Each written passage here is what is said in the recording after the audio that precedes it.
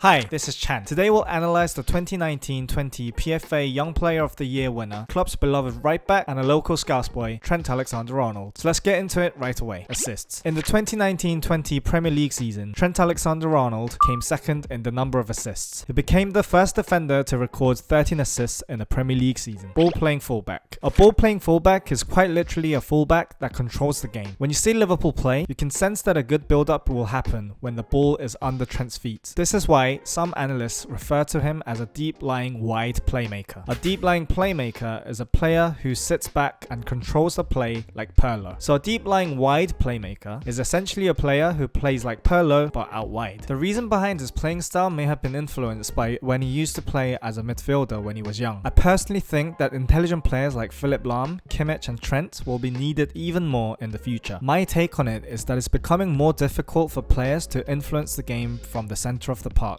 as the positioning of opposition midfielders have evolved to defend against stronger sides. Additionally, for the midfielders, all of the sides are open, so the pressure builds up from all sorts of angles. But for the wide players, you have the byline, which means that you're given the license to glance over the whole pitch without having to worry about a surprise tackle coming from an unseen side of the pitch. Passing quality. Trent Alexander-Arnold is incredibly good at choosing the course of forward passes. For example, when he wants to pass the ball to a teammate but he's under too much pressure, he doesn't pass the ball to him. You might say that I'm stating the obvious, but you can easily commit to these types of mistakes in football. In rugby, there's something called the hospital pass. It describes a situation where your teammate is being marked by a defender that could tackle your teammate if the ball was passed to him. So you know that you shouldn't pass the ball to him, but you end up having to pass the ball because the pressure around you seems more imminent, basically evading your responsibility and endangering your teammate and perhaps sending them to the hospital with your pass. But Trent never lets this happen because his decision making is really good. His passes are also strong and fast too, just like Manchester City's Kevin De Bruyne. A great application of his strong pass is shown in this instance. Here, Salah makes a run in behind the defense line and draws the fullback with him. This creates a space in this pocket. Then the false 9 Firmino drops into the space, which is exactly when Trent puts in a fast ball into Firmino's feet. The key to this sequence of play is the speed of Trent's pass, because it allows Firmino to tap the ball like this, or dummy the ball through, or just control it and turn in behind the defense and cut back for a goal. Either way, you can quickly create disorganization in the defense line. On the other hand, if the pass is weak, then either the ball gets cut out before it reaches Firmino, or he's immediately swarmed over by the defenders. Positioning. When the centre-back is in possession of the ball, Trent doesn't stay in line with the centre-backs, but instead, he tries to push up the field and receive the ball as far up the pitch as possible. A fullback's diagonal positioning from the centre-back has so many advantages when attacking. First of all, if the centre-back's diagonal pass is successful, it basically nullifies the opponent players it skipped past, and even if the pass was intercepted by the number 7, it's still okay because the centre-back is in position to defend him. However, when he's standing here in line with the centre-back, if the ball gets intercepted, then you're in a much more dangerous situation than before. Secondly, it creates a difficult scenario for the opposing winger to defend because he can't look at the ball and the fullback simultaneously. So for example, if the winger positions himself to block the passing lane, Trent can move inwards to receive the ball. So it becomes a mind game between the two where Trent is always on top.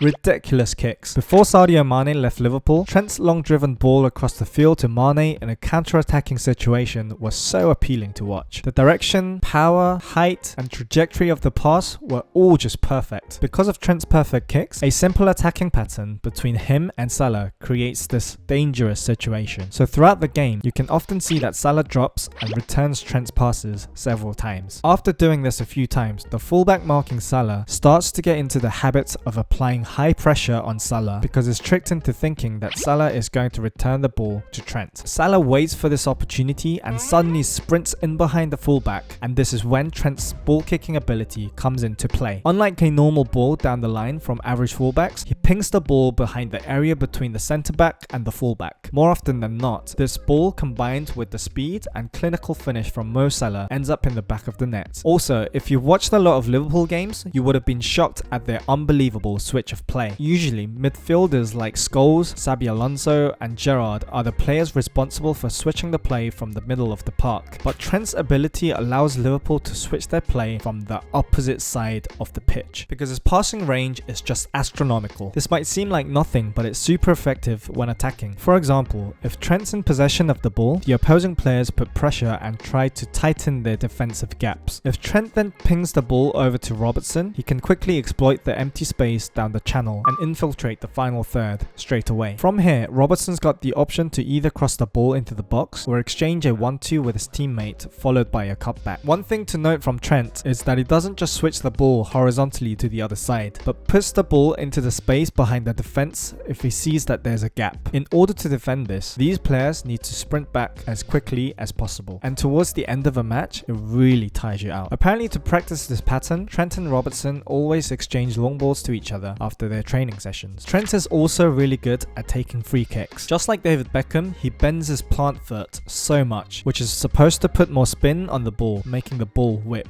In the UK, a side spinning ball is referred to as a whip, a top spinning ball is referred to as a dip, and a side spin, trivela, which uses the outside of your foot, is referred to as a swaz. Crossing. Trent's crosses are nonetheless artistic. It has pinpoint precision and they're usually aimed at runners' heads. However, when he's in a difficult situation to cross the ball precisely, he goes for the corridor of uncertainty. Corridor of uncertainty, as quoted by Adam Hurrey at The Athletic, has rather uncertain dimensions, but anecdotal research suggests it straddles the 6-yard line. When a cross enters the corridor of uncertainty, goalkeepers are unsure whether to stay on their line and strikers are urged to gamble. Another specialty of Trent is the early cross. An early cross is a cross that's put in from an area lower down the field, such as here, rather than a usual cross put in from a space further up the field. It requires a stronger whip so that it bends enough to land in just the perfect space for a striker to head into the net. When defenders defend against early crosses, it creates a really problematic situation for the defender. The reason being is that you're running towards your own goal, the ball is over on the side, the attacking player is behind you, and the direction of your clearance needs to be away from your goal. So you end up having to look at all sorts of angles while being required to clear the ball properly. So it's definitely a super difficult situation for the defender. Not only this, but Trent is also smart at crossing the ball from deep down the line. When all of the defenders are leaning towards their goal, he puts a long ball to Robertson, who has more space, which means that he's able to blast it on the volley, or he can opt to take more time before taking the shot. Above the precision of his crosses, there's actually a secret reason that Trent's crosses are so lethal. His cross itself is really fast, but his release time is super quick as well. The reason that he's able to cross the ball so quickly is that he scans the box before receiving the ball and anticipates what's going to happen as he receives the ball. And because of this, he's sometimes able to put in a cross that no one expects. For example, in Liverpool's Club World Cup game a few years ago, everyone was expecting Trent to cross the ball high and aim for the attackers' heads. But instead, he checks Firmino's run in behind and puts in a low ball across the 6-yard box. That cross is mental. You need to check it out. Anyways, Trent's cutbacks and a driven low cross are also incredibly fast and accurate too. Most of the times, when average fullbacks see that there are many attackers in the box, they don't aim for one particular player and just put the ball into the box. But Trent looks up before crossing the ball and purposely aims for one particular player. If a fullback's crossing ability is this good, it benefits the team in many different ways. For example, there could be a situation where Son is in front of goal and Aurier has the ball on the sideline, preparing to cross the ball into the box. What would Son think? Son, knowing Aurier's ability, might expect the cross isn't going to be a good one and not infiltrate the box properly, when in fact the cross actually ends up being a good one and surprises Son. Then in the next instance, he prepares to run in properly, expecting a good cross to come in, but then this time it's mishit. So it's really frustrating for the attacker playing with a fullback with fluctuating qualities of crosses. However, Salah can always rely on Trent, as his crossing ability is super reliable. Decision making. The most important decision making situation for a fullback is whether he should overlap or keep his position. First of all, you need to assess the game by looking at the situation around the ball, and secondly, you need to assess the defense line of the opposition, and lastly, assess how your team's back line is set up in the situation. You need to combine all of this information and come to your final decision in just a few seconds. So the importance of a fullback's judgment to go out and attack has become a very important factor in modern football because of the emphasis on numerical advantage and overloads. In addition to teams such as Liverpool and Manchester City, teams such as Leeds United are adopting the strategy to overload the opposition box in goal-scoring situations to increase their chances of scoring a goal. The position of a fullback is the key to creating a numerical advantage in attacking situations. This is being adopted everywhere around the world. For example, Gangwon FC, playing in the K-League, have also adopted interrupted this. When I saw them play, they were playing 5 at the back defensively, and they transitioned into a 4 in front formation in attacking situations. This was managed by the positioning of the fullbacks. The fullbacks of the modern era need to be full of energy. If you look at the heat map of the best of them, they run tirelessly up and down the sideline throughout the entire match, and with high speed as well. However, Trent isn't the fastest of the fullbacks. Moments of genius. In the semi-finals of the 2018-19 Champions League, Liverpool lost the first leg 3-0 to Barcelona. It's incredibly difficult to turn the 3-0 deficit in 90 minutes, but Liverpool managed to do it. The second leg ended with 4-0 win to Liverpool, and the player that assisted the 4th goal was Trent Alexander-Arnold with a genius play. In the 78th minute, a corner kick was given to Liverpool. Everyone saw Shaqiri walking up to the corner flag, so the whole world thought that Shaqiri was going to take it. And Trent surprised the world by quickly putting the cross into Origi, and the rest became history. In Trent's post-match interview, where he's asked about the situation, he explains that as he was moving away from the ball, he saw that Barcelona players were switched off, and he instinctively decided to take the corner quickly. Without this moment of genius from Trent, could Liverpool have won the Champions League? I don't think so. Defensive abilities. Objectively speaking, Trent's defending isn't his best attribute. Because he's good at attacking and he favors attacking situations, he doesn't get back as much. But when he defends, he's the type of player that tries to stay composed. In one-on-one situations, rather than committing to a tackle early, he tends to keep his position and narrow down the space between him and the attacker. When the ball gets out of the attacker's feet, Trent puts his foot out to block it. Trent's influence on the game. Imagine you're on the field and you've given the ball to a fullback that you can't trust. You become super anxious that he's going to lose the ball, so you end up having to get back and receive a return ball from him rather than moving into a space that you need to be in order to attack, which means that you need to get close to your fullback every time he receives the ball. On the contrary, Trent influences the game when he simply receives the ball because he's so reliable with the possession of the ball. This facilitates trust in his teammates and allows them to position themselves a fair distance from the fullback and look for spaces to receive the ball around their area. So what does this do to the game? The whole team is spread across the whole pitch, and consequently you can stretch the gaps between the opposing team, including the gaps in the defense line. The influence that Trent had on Liverpool's game for the past few years is astounding. Some people go as far as to say that he's rewriting the roles of the fullback. Before the modern era of football came about, no kid wanted to play fullback and become a Gary Neville, but rather they wanted to play in midfield or up front and become players like Beckham or Rooney. Nowadays, Trent has shifted the norm and made fullback a sexy and attractive position to play in football. So that's it for today on Trent Alexander-Arnold. I'll see you in my next video. Cheers